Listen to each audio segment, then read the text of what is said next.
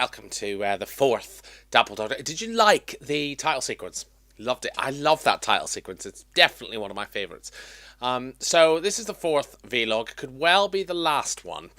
But I'm here to answer some of your questions. And also I want to talk to you a little bit about what technology is used to create Double Doctor Who. Because I often get asked what edit suites and things do I use. So I'll answer that. Let's start with Justin Parsons. Hello, one of my regular writers.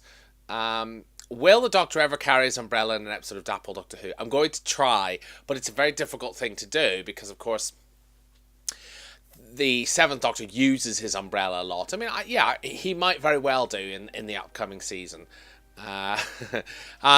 Nick Thomas, have you ever considered collaborating with other people's figure adventures, for example, voice acting? I have been asked by a couple of people, and I would consider it, yes, providing I like the scripts and stuff. Yeah, I would do it. I would. Who's this one from? This is from Dean.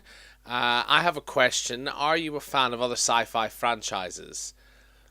Yes, I am. I did talk about Quantum Leap in the third vlog. I do like the Star Wars saga, and I love the Alien franchise. Not really a big fan of Predator. Not really into that.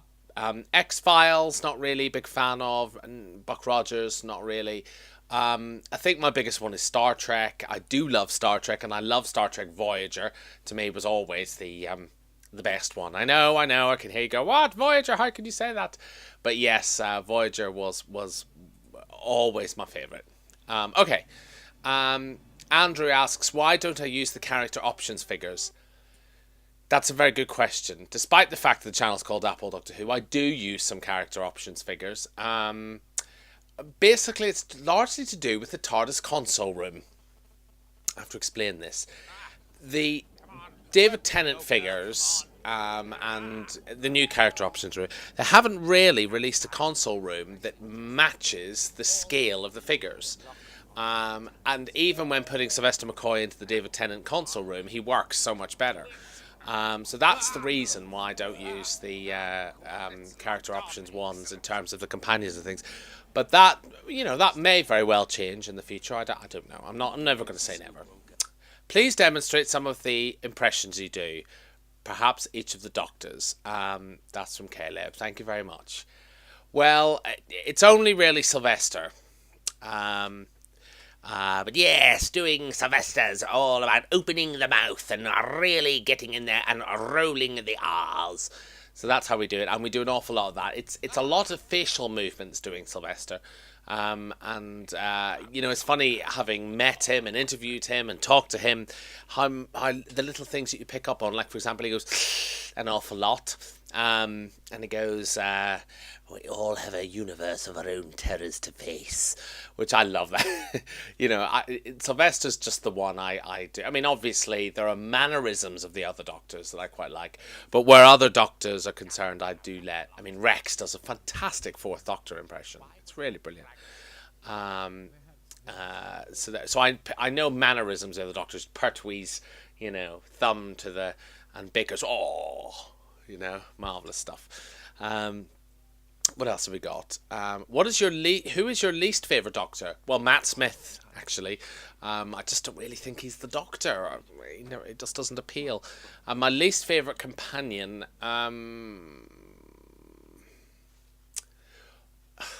that's a difficult one. Probably Adric, purely on the basis that I never really knew why he was there. I mean, I couldn't associate with him. Bearing in mind that is my favourite era, I couldn't associate with him. So no, I didn't really like Adric.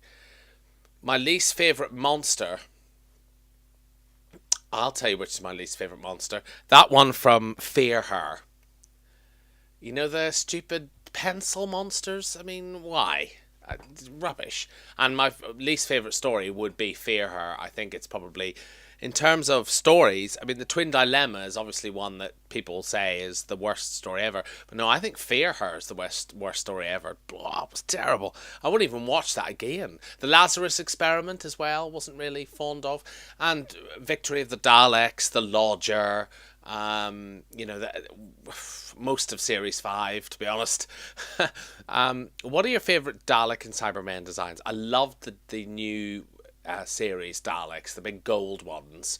They were lovely. I didn't like the new series Power Ranger style Daleks, didn't like them. And Cybermen, well, I wasn't very fond of the new series Cybermen designs, but I loved the 1980 Cybermen designs. They were really good. What is your favourite TARDIS console room design? Oh, it has to be Peter Davison's, Colin Baker's, Sylvester McCoy's. That 1980s console room I've loved for years, and I'm very happy that it's a Doctor Who The Experience. Very happy. So we want to see it, and it's the real one, owned by Andrew Beach. By all means, go to Doctor Who The Experience and see it for real. Let's see. Can you tell us any other episode titles for Series 3? I would love to, but the problem is they keep changing. And that's the reason why I don't like saying. I will reveal one. I won't put this on the YouTube channel, but one of them is called the Nainara Disaster. It's a great episode. There was a couple of little clips from it in the later this year teaser trailer. By the way, there are some more trailers coming, so worry not about that. So that's an exclusive title. We've just got such a good season. I think Series 3, I keep saying it, but I think Series 3 is the best series. And there's certainly been the most challenging. I mean, we put together the opening of Prediction of the Seer, which is probably one of the most adventurous openings we've done since Prisoners of Araton. And it's taken over a week just to do the opening. And the CGI has stepped up a gear as well. We've spent more time rendering out shots, which brings me neatly to what edit suite we use. Well, it's all Apple Mac based products. We use Final Cut Pro to edit the visuals. We also use, for the special effects, things like this and this. Do it again.